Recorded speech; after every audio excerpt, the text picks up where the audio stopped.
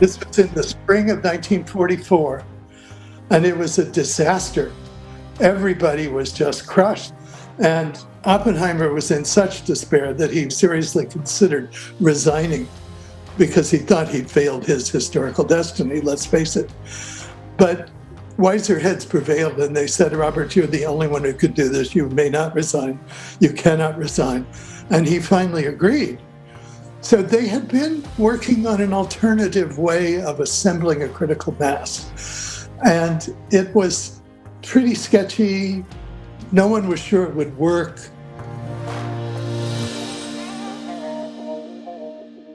Welcome to My Nuclear Life. I'm Shelley Lesher. Before we begin, I want to say we are excited to be back and dropping new episodes. And thank you. Thank you for your emails and comments and reviews of our last season. It is great to hear from you, and we love knowing you are enjoying the podcast. For the second season, we're going to do something different. We're going to start releasing episodes on a schedule instead of all at once. You will find them in your feed every other Tuesday, so make sure you subscribe on your podcatcher so you don't miss them. Today is the long-awaited third part of my conversation with Richard Rhodes, Pulitzer Prize-winning author of the book, Making of the Atomic Bomb. It was impossible to do this conversation justice in 1 or even 2 hours, so I broke the story up into 3 parts. If you haven't listened, part 1 looked at the origins of nuclear physics as a field and the first efforts in Europe to explore the possibilities of building a bomb. In the last episode, we discussed the building of the Manhattan Project infrastructure, including Oak Ridge, Hanford, and of course, Los Alamos. Today, we will discuss building the bomb and the end of the war.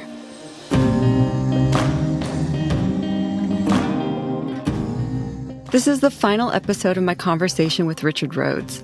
When we left off, the U.S. was fighting in World War II. General Groves had just proven he was the right man for the job by building cities and factories from nothing at breakneck speeds, and the scientists had all been gathered to begin their work of designing and assembling the bomb at Los Alamos, a secret city outside of Santa Fe, New Mexico. Los Alamos understood that the problem was to make a bomb. And the model that they had developed, primarily Robert Serber, who was an acolyte of Oppenheimer's and a brilliant theoretical physicist in his own right. Serber was the one who gave the opening lectures at Los Alamos when the doors opened in April of 1943, when the lab actually started working. And the young recruits all arrived on the Mesa and walked into this room, and here was Serber, and he gave a series of lectures. There was another physicist there who kept notes on the lectures. Those were later worked up into a little booklet called the Los Alamos Primer, which is still being produced. In fact, I just edited a new edition about 6 months ago with Serber. Serber's lectures began with the sentence, and you can imagine these guys who had not been told what they were doing yet. The object of the project is to make a bomb that harnesses the energy from nuclear fission. That's the opening sentence of the Los Alamos Primer and of the lecture. And everybody must have just gasped or breathed a sigh of relief or their jaws dropped. At which point, soon in the lecture, evidently some workmen who were working on the roof knocked a hole in the ceiling, at which point Oppenheimer, when he heard Serber use the word bomb, said, "Let's call it a gadget." That's when that term came into use at Los Alamos. There had been a conference at Berkeley the previous summer where they had pulled together the leaders of the program. Beta was there, Teller was there, Oppenheimer was leading the operation. Others were there as well, Condon from Chicago, so on, to put together in one place everything they knew up to that point. And it was out of that that the lectures had been developed. Serber told me, he said, I got to know Bob pretty well. He was an interesting man. He said, they only spent one day talking about the atomic bomb, and I got handed the job of making it. And then they went on talking about the possibility of a thermonuclear weapon, which Teller had brought up. Teller had been much more interested in thermonuclear reactions. And it had dawned on him one day walking with Fermi at Columbia that if you could use an atomic bomb as a match, as it were, you might have enough heat to cause hydrogen to fuse and make fusion. And that once it became clear that it was going to be a near thing, you get enough highly enriched uranium together to make more than one bomb, then the question of maybe you could use that one bit of uranium to set off a bigger bomb. They started thinking about thermonuclear weapons well before the end of the war. Teller mostly, because he was the kind of scientist who, once he thought something through, would say, oh, well, that's done, and move on, leaving everyone else to try to actually make the object, whatever it was, and make it work. So here he was thinking about what his legacy to history would be, which would be a thermonuclear device. Just as Oppenheimer, Teller also never won a Nobel Prize. He was pretty scattered too. So their legacy in history was their weapons, if you will. Teller has a very strong footprint on this world. As it is. He didn't need a Nobel Prize. No, did Oppenheimer, really. No. When everyone's gathered talking about the primer and the students and the scientists hear about, you're here to build the gadget, does anyone at that point leave thinking, I don't want to be here? No one left. The only person who left, and he had left, I just checked it out, he had left actually before Los Alamos opened. And that was a man named Congdon, who later was the head of one of the government departments that deals with measurements. But he left because he had an argument with General Groves about compartmentalization. He just couldn't bear it, not to be able to talk to his colleagues about what they were doing. And he just resigned. So he kind of got left out of the whole thing. But it was Congdon, actually, who was sitting there taking notes from Serber's lectures that led to the primer. So he was, I guess, back at Los Alamos for a while, but he didn't stay there very long. And it wasn't on moral principles. It was just administrative disagreements. He was a pretty explosive guy. There was one scientist who left once they tested the bomb in 1945. And that was a British, actually, he was a Jewish emigre physicist from Europe. What was his name? Well, he's famous later. He got a Nobel Peace Prize. He was He started the... Pugwash? Yeah, he started Pugwash. Joseph Roblat? Yeah, Joseph Roblat. Thank you. My short-term memory doesn't work anymore, so I'm glad yours still does. A little bit. Let me just finish with the scale of the factories. So the isotope separation facility, the Oak Ridge, is a factory shaped like a bracket. Each side is a half-mile long. Out of this factory, once a week, an Army security guy in a civilian clothing exits with a briefcase carrying the entire week's production of enriched uranium in a little capsule. How much it was, I don't know, a few ounces at most. He takes the train to Chicago and passes it off to another guy who doesn't know where he came from. And this other guy takes it to Los Alamos, and they put it with the little bits of material they've already acquired. And slowly, across a period of about a year, they accumulate enough uranium. They need about, I think it's 65 pounds of this stuff to make their gun bomb. In the meantime, the same thing is going to be happening once the big production reactors get going at Hanford in Washington.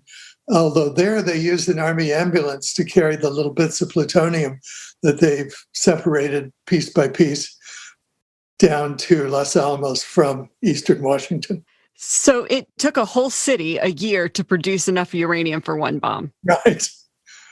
Niels Bohr, when he left Denmark just ahead of the Gestapo in 1943 and arrived at Los Alamos, he had said before the war in 1939, when he talked to Oppenheimer about a bomb, he had said, Oppenheimer, there won't be a bomb during the war. It would take a whole country to build a bomb, to make enough material for a bomb. So when he got to Los Alamos, Teller, who was kind of the official greeter, went out to greet him and shook his hand and said, you see, It took a whole country. And here we are. So it almost did take a whole country. So let's focus down now on Los Alamos, because this Okay. is where all of this vast industrial effort is going to end up.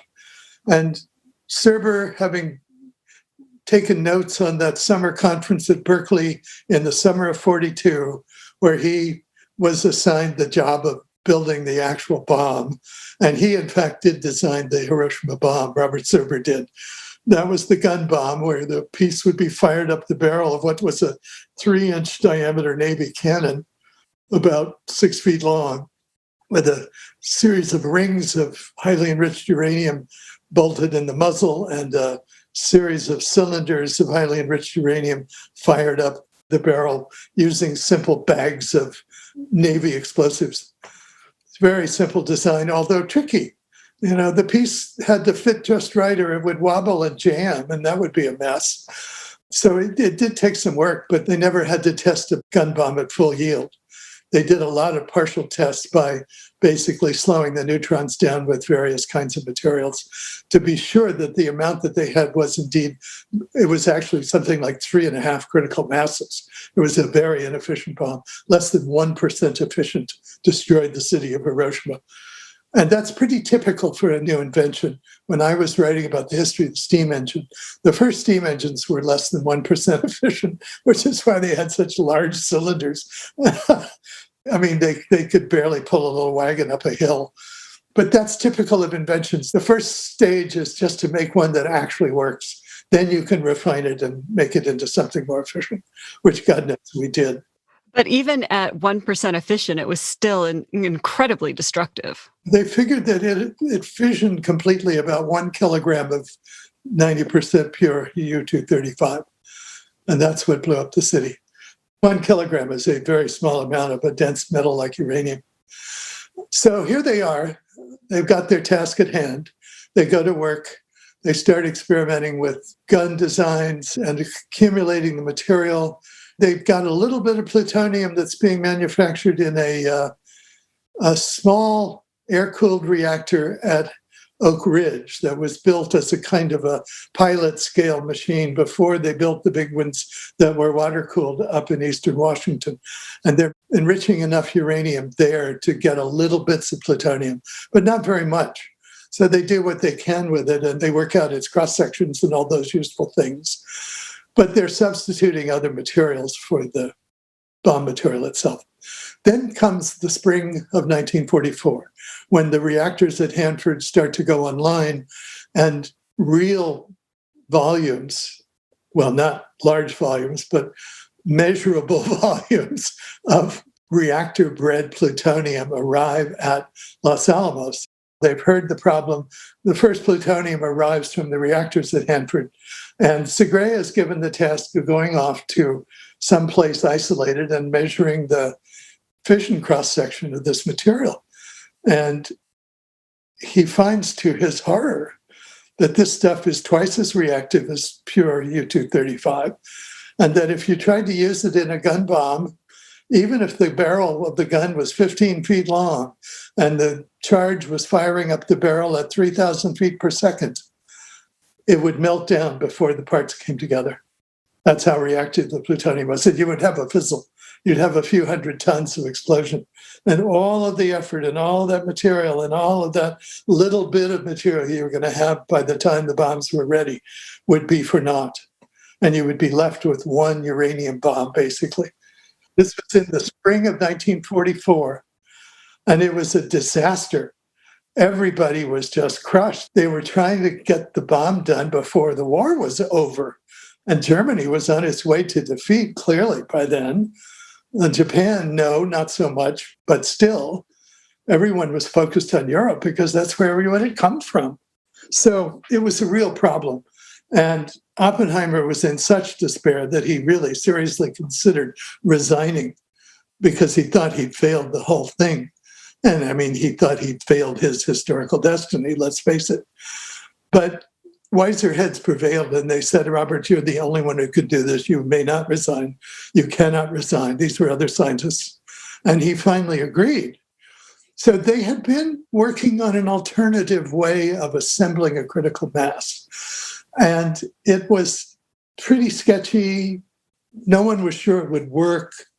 And this was something that they were calling implosion. They were aware that you could take a solid mass of metal and actually squeeze it to greater density if you hit it hard enough with a shock wave coming from all around it. The work had been going on basically using cylinders because those are easier to work with than spheres. You only have 2 dimensions to measure. And the joke from the Navy military guy who was there and who was one of the better scientists there actually was, we're trying to squeeze a beer can flat without squirting the beer out. Was that Deke Parson? Yeah, that was Dick Parsons, who later was the guy who armed the bomb on one of the B-29s. That was Parsons' joke because it just seemed so impossible to an old explosives guy. But they got enough progress going, and they sent for one of the most wonderful characters in the story, a man named George Kistiakovsky, who was a white Russian who had fought on horseback as a Cossack in the White Russian army during the Russian Revolution, and then had escaped ahead of the Red takeover of Russia and had ended up at, I think, the University of Pennsylvania.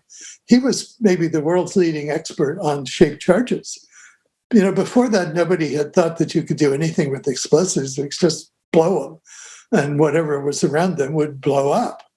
The whole idea that you could use explosives as if they were lenses, you could shape them in various forms to change the direction of the shockwave, was almost science fiction. But he had done some work already on a shell that was being used as a tank shell called a bazooka, which had a cone-shaped space in the front of the explosive, such that when the explosive started blowing, it would shape the jet of explosion into a very thin, wire-thin pulse. And that would be going at such velocity that it could punch a hole in a tank and kill everyone inside and blow up the tank. So the bazooka was another one of these great science-based inventions of the war. I remember we played bazooka in the backyard with sticks when I was a boy. We were all so aware of all of this going on. They called on Kistiakovsky to come and help.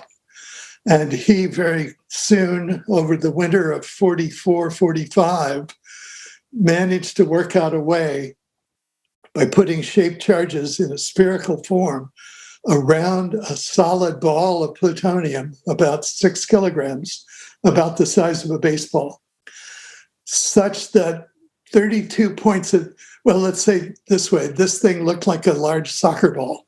It had the planes of pentagons and what is the other part, octagon or hexagon, whatever the piece is, that together make the layers of a soccer ball. The way you put flat surfaces into a sphere, that's what that particular geometric form is. Each of those points had 2 detonators stuck in them, and they were shaped with another layer below, such that instead of the explosion going merely outward and inward simultaneously in every direction, the shockwave would be reshaped by the explosives. High-speed explosive would move it one way, and then a slower speed explosive would slow it down and squeeze it inward. And you would, as Luis Alvarez told me, who invented the detonators for this device, he said the problem was to turn an explosion spreading outward from a point source to an explosion spreading inward to a point. And that's basically what this system did. But it was uncertain, and they had to test it. Thus, the test in the desert in New Mexico in 1945, because short of a full-scale test, they just weren't sure it would work. And you had to have, for example, 1/1,000,000th of a second simultaneity in all the detonators going off. So Luis Alvarez invented a whole new detonation system that was basically an exploding wire. Each of those detonator points was a very thin copper wire attached to a large capacitor, which was charged by big batteries. And when the capacitor was fully charged and all these 32 different little detonation points were hit with all this energy, those wires simply exploded and started the explosion in the high explosive material. If they tried to use a fuse, Louis told me, we tried fuses and they were off by seconds. Imagine trying to string a bunch of fuses around a big ball of explosives. So Louis actually invented a system that's now used routinely in the explosives industry. And the shaped charges part are now used when you see buildings that are being detonated by the controlled demolition company, for example, where they take a building down just right in its footprint. Those are done with shaped charges that cut the supports on the building and let gravity pull the thing down. When you think about this story, there's a lot of great science that's going on, but, just hearing about this implosion is just amazing that they were able to do all this, not just in such a short period of time, but they were able to do all this at all. Yeah. Well, they were really smart guys and they really had motivation and they really didn't want to end the war and say, no, we failed. Oh, you guys got killed and we didn't get killed and we failed trying to save you. They were deeply motivated, but they were also, Oppenheimer was right. They had to be pulled together in one place. They worked 6 days a week. They all got drunk on Saturday night and learned to square dance and went out on rides, horseback rides and walks on Sunday. Kistiakowsky, when he wanted to make a ski run up higher up on the mesa, went up and just wrapped his shaped charges around all the trees and blew up all the trees. So he cut all the trees with shaped charge explosives, and then they just kind of used them as a net to sort of swing around on your skis. It was an extraordinary time and an extraordinary place. So one more Kistiakowsky story, because I interviewed him in the last months of his life. He was this big man with these giant hands, raw-boned, very Russian Cossack-looking, sitting in his living room, getting up in the interview every few minutes to go in and throw up because he was in chemotherapy, and then coming back full energy and telling the story. He said the night before the test at Trinity in the desert in July 45, I was worried that there might be, so we were pouring these explosives. They were a waxy material. You poured them into a mold, and then you fitted the various blocks together inside this big bomb casing. He said, I was worried that there were bubbles and that the bubbles might throw off the implosion symmetry of the explosion and ruin the bomb. And I sure the hell didn't want to ruin the bomb. He said, so I would take a block of high explosive, weighed about 50 pounds, and I would x-ray it. And if there was a bubble in it, I would sit it in my lap, and I had a dental drill, and I would drill a hole through the explosive down to the bubble. And then I had some of the explosive staying warm on the kitchen stove, and I would carefully pour from the beaker down and fill the bubble hole. And I said, Dr. Kistiakowsky, weren't you afraid this thing would go off in your lap? And he slammed the table, knocked my tape recorder on the floor, and said, 50 pounds of high explosives go off in your lap. You wouldn't know it. But the bomb worked. The bomb worked at Trinity, and then, of course, it worked again over Nagasaki. Oh. The last part of the story, then, of course, is the delivery. And this was, I wouldn't say routine, but much more straightforward. Truman basically released the weapons for the military once the news came from the Trinity test that they worked. And the order that went out through General Groves basically said, this weapon is available now for use as needed. So it was an open-ended order. People have wondered about who ordered the use of the bombs. Truman basically said, here it is, you guys take care of it. The Japanese by then were on their heels. We had destroyed their Air Force. We had destroyed their Navy. Our Navy was blockading the home island, so no food was getting in. And the people in Japan, the civilians, were living on about 1,000 calories a day of whatever they could get their hands on, buckwheat, grass, whatever. Nevertheless, because the military leadership was determined not to surrender without getting something for it, in particular, they wanted the emperor to be kept in power, but they wanted much more than that. They wanted all that they gathered from China and all of their conquering of the whole Southeast Asia part of the world. We weren't prepared to let that happen. And in fact, at one point, the Secretary of State told Harry Truman, "Mr. President, what will you say at your trial for treason when they ask you why didn't you use a bomb that you had in hand to save American lives at the end of the war and shorten the war?" And Truman just thought, well, if this will help. And General Marshall, who was one of the great heroes of the war, he ran the war basically for the president, said after the war, he said, "We knew the Japanese were going to fight on if we attacked their homeland. We had fought our way up the Pacific Islands, and each one had been a horror show worse than the last. 20,000 Marines were killed on Okinawa, and more than 100,000 Japanese soldiers and civilians. Civilians were jumping off cliffs because they had been told that the Americans would rape them and kill them and so forth. The fanaticism that was involved was horrible. And if that for islands that the Japanese didn't own, then how much more so for their homeland?" Marshall said, "We thought perhaps we could use these bombs on the beach." He didn't quite know how big they were yet.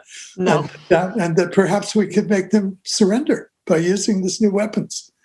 Well, there weren't enough of them yet to begin with. And I don't know if that would have been enough. But our purpose was to end the war as quickly as possible, and that's what the bombs were about. And anyone who says they were really just a message to the Russians is talking through his hat. They may have been a message to the Russians indirectly, but they were primarily because we were all so sick of this terrible war. I remember I was 8 years old in 1945, and it had been going on my entire life. There didn't seem to be anything else in the world but people killing people and other people dying. The German concentration camps and death camps had opened up when the Germans surrendered in May of 1945, and that whole terrible horror had become visible. I mean, it was just the whole world was like, let's dance in the streets. We really wanted it over. And we were so angry at the Japanese for not surrendering after we basically defeated them. But they still had 1 million men on the ground in Manchuria. So they really saw a way to fight on. The Soviet Union had not entered the war yet in the Pacific. They were neutral on the east side of the country because they had devoted all their energy to fighting the Germans and basically won that war for the world. All this came together then in a sense that if these bombs would help, then let's try them. And the notion that we were killing many civilians had been decided years before, in 1943 in Europe, when we no longer had any reasonable way to pinpoint bomb anybody because the famous bomb sites of the day simply couldn't work unless they were held steady in a line flight for 3 minutes, and no pilot in his right mind was going to fight German anti-aircraft fire for 3 minutes in a straight line to get his bombardier lined up. So we were bombing 5 miles outside of Berlin when we were supposed to be bombing Berlin. So we had changed to so-called area bombing, where we were just simply carpet bombing cities, most famously in Dresden, where firebombs were used to basically burn down the city. We had also then taken that technology to Japan, and a young colonel named Curtis LeMay, who was flying the 20th Air Force of B-29s, systematically had bombed with firebombs and burned out the centers of every Japanese city of more than 50,000 population in the entire country by August of 1945, except for the cities that had been deliberately set aside for atomic bombing, because we needed targets. We wanted to see how well the bombs worked. So Hiroshima was set aside and was not bombed. They had 3 months longer to live, if you will, and they knew something was coming because they weren't being bombed. There was an ominous feeling of terror. Nagasaki was partly set aside. There was some bombing there, but not much, and so forth. So when we finally got the bombs out to this little island, about 1,000 miles from Japan, Tinian Island in the Marianas, a little island that had been turned into a giant airstrip, basically, and named after various streets in Manhattan. That's one of the reasons where the Manhattan Project comes in again in a strange way. thousands of planes, 300 or 400 planes at a time, would take off from Tinian and fly into Japan and drop their bombs from 6,000 feet altitude, these B-29s that had been designed to drop from 30,000 feet, because we had figured LeMay had worked it out that there weren't any anti-aircraft guns in the Japanese hands that could be aimed so low. They could hit targets at 20,000 feet or 30,000 feet, but they couldn't hit something at 5,000 feet. So he just had all the guns taken out of his B-29s. He almost had a revolt from his pilots who said, "What do you mean we can't defend ourselves?" He said, "You don't need to. Load up some more bombs." And they flew these 6-pound incendiaries, tens of thousands of them, and dropped them across cities one after another and just burned every place out. When Philip Morrison went in right after the war to see what the damage was at Hiroshima, he flew from Tokyo down to Hiroshima, and the two cities looked the same to him from the air. Just broken roof tiles and burned out buildings. There was no order of magnitude difference, other than the radiation, of course, between the bombs used in Hiroshima and the firebombs and high explosives used on Tokyo. That's one of the problems after the war, and people not realizing that these new bombs were really big because they hadn't seemed that big given the scale of destruction that had already gone on. So the bombs were shipped out in pieces on ships and by air to Tinian, and the first bomb, Little Boy, was a gun bomb made with that one loading of uranium that existed in the world at that point, and flown over Hiroshima and dropped on Hiroshima, and all that followed from that. And then the cores of the other bombs came out by air, 2 more cores. One came in time to be used on the 9th of August in Nagasaki. And then there was one more core that was ready to be shipped out on the 10th. But by then there was enough turmoil in the Japanese government and enough diplomatic noises going on between Japan and Switzerland, which was acting as a neutral intermediary, that Groves, who was afraid if the bomber crashed, he'd lose one of his precious bomb pits. He had it kept at Los Alamos, and they didn't need it.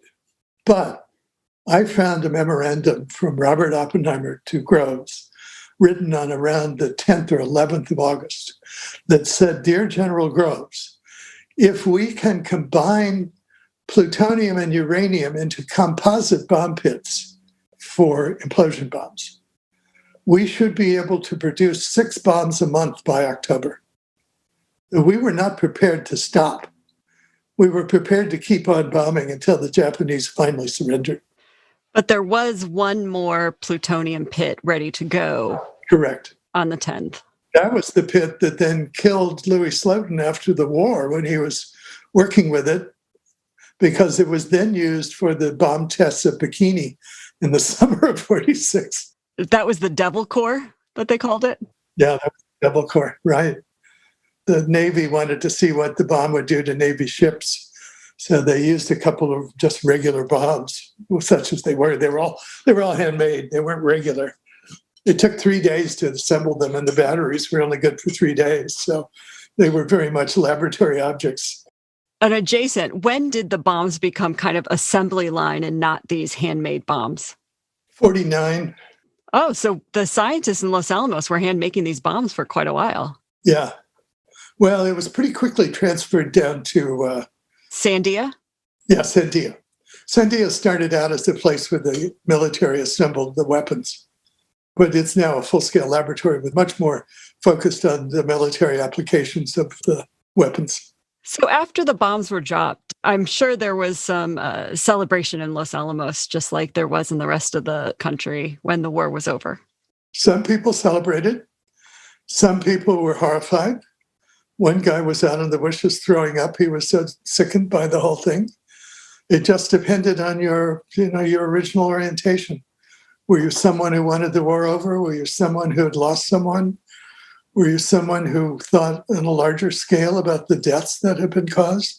Remember, by 1945, so many people had died. Europe was just a charnel house during the war. The Soviet Union was a charnel house. People were starving all over Europe. So how you felt about weapons that, although they killed a number of people, and it wasn't really clear at first how many people were killed. Bob Serber was one of the first people into Hiroshima after the war. And as I said, I got to know Bob pretty well when we edited the primer together, because the primer was his book. And he said, when I went in, I talked to a Japanese officer who was pretty authoritative in saying there were about 20,000 deaths. Of course, Serber had reason to want to minimize the number of deaths, and I think that's probably what he was doing, however unconsciously. But how many people were actually killed, it's really hard to know. The cities were jammed with refugees. There were any number of American prisoners of war in Hiroshima, quite a reasonable number, 25, 50, who were killed in the bombing. There were 7 men who, in one of the ironies of history, jumped on the next train out of Hiroshima after the bombing and went home to Nagasaki and were bombed again. One of them said later, I thought the Americans were chasing me personally. But the fact is, even after the first bombing, the Japanese military was not prepared to surrender and was trying to get through to Stalin to intervene on their behalf to make some kind of negotiated surrender. And Stalin was stalling them. He was making them translate their documents into Russian and send them in personal form to Moscow and all sorts of tricks to delay them, because he had all of his fresh army on the edge of being ready to jump off in Manchuria and grab some of the spoils at the end of the war.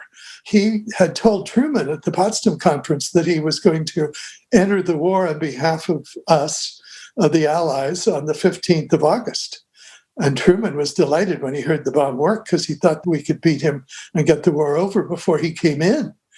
So now he heard about the bomb and he moved his invasion of Manchuria up to August 8th, which is when that army moved in vast numbers. And it was the entry of the Soviet armies into the war that convinced the military leadership in Japan that it was time to quit, because now they were surrounded on 2 sides with huge, fresh armies, and they realized there was no other way out. But the emperor was impressed with the bombs and used them as a reason to step into the political sphere. He had been just a spiritual leader before then. And in his imperial rescript to the Japanese people on the 15th of August, announcing the surrender, he said to them, "A new and most terrible weapon of war has been introduced and has led us to decide to think the unthinkable." And then he said, "We will all lay down our arms and accept the surrender." So the bomb had its part, but it wasn't the decisive last moment that had just really been made out to be for many, many years since the war.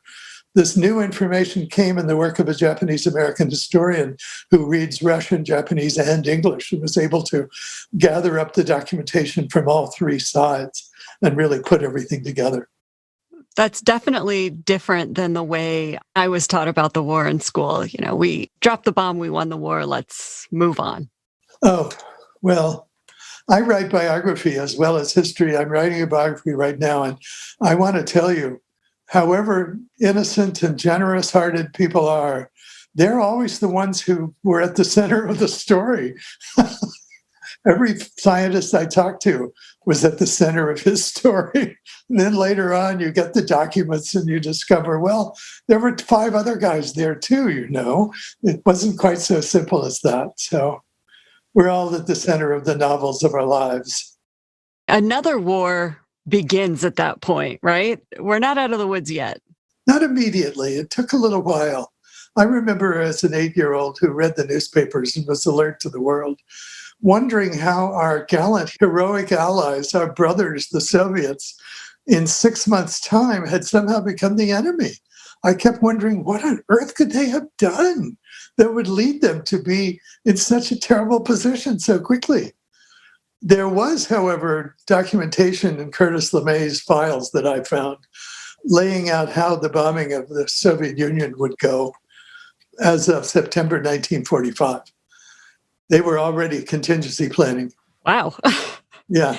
That's not really an army we really were prepared to take on, though. Well, look, this is what held everything down. There's something called the balance of forces in war. At the end of the Second World War, the Soviets had some 4 million men on the ground in Europe, all the way up to Berlin. Berlin and Germany was being divided into 4 sections, of which the larger section really was the Soviet one on the eastern side. And then the French had a little vestigial piece, and the British and we had a somewhat larger piece, West Germany. We went home. Curtis LeMay later wrote about how everyone just threw down their tools and went home, he said. They just left everything behind and went home. He was so indignant about it. They just said, all right, we're coming home. Get on your planes, fly home. But there was a balance of forces. We had the atomic bomb, and Stalin had his army on the ground in Europe. And everybody felt okay about it. I mean, even Edward Teller, if you could believe this, was writing articles in the newly developed Bulletin of the Atomic Scientists about world peace and about world government. Teller. No, I can't believe that Teller would have been writing about peace. No, Teller went to the University of Chicago and worked in Fermi's new setup there and was very happy for about 2 or 3 years. And then, August 1949, Stalin tested a copy of our Fat Man bomb. And the balance of forces was disturbed. Now, all those years later, he still had 3 or 4 million men on the ground in Europe, and he had the atomic bomb. And that caused a panic in Washington that led directly to the decision, which is the story of another. That is another story. Yes. To the decision to try to build Teller's crappy bomb, basically. Which was named the Hell Bomb. Yes, among other things. The hydrogen bomb, right. That's a wonderful story, but I think we should save that for another time period. I think so, too. My point is, for a while, everything was quiet.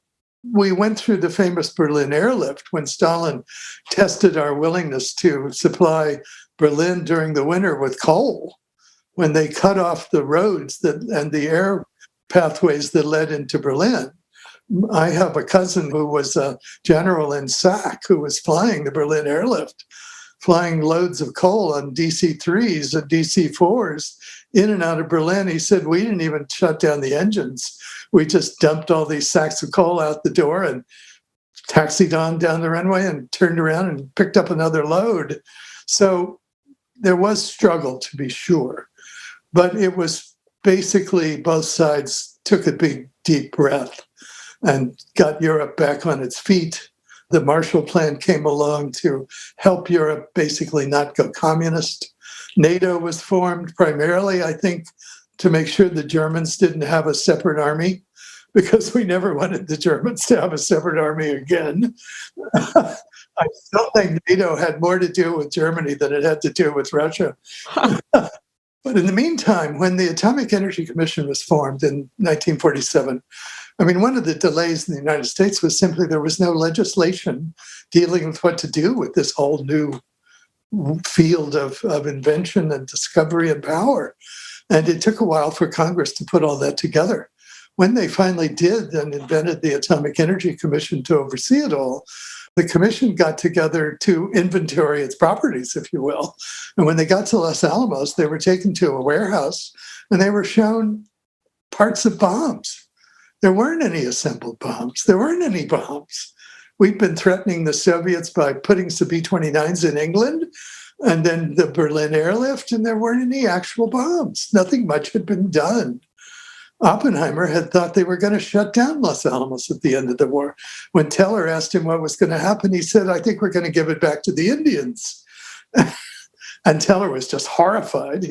That meant his thermonuclear would never be built. So that made him Oppenheimer's enemy for the rest of his life.